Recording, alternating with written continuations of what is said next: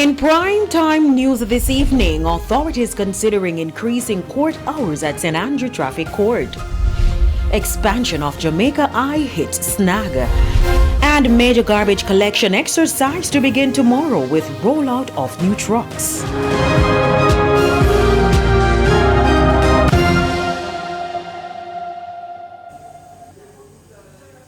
Good evening and thanks for joining us for Primetime News. We're live on air and online at onespotmedia.com. I'm Herman Green. And I'm Janella Precious with a preview of what's to come in business news. Here's Andrea Chisholm. I'm delivering good news this evening, Janella. Gas prices are going down tomorrow, and I'll tell you by how much in the business day. Okay, thanks, Andrea. From Andrea, we'll go to Jeremy. He has some good news from sports.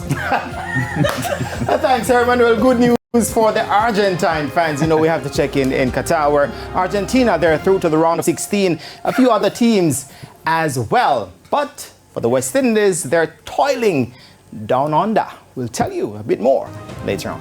And you know, he spoiled that with that news on the West Indies. But anyway, there's also sports commentary, E-Prime, and weather in this newscast. But before the break, the feedback question. Our question this evening.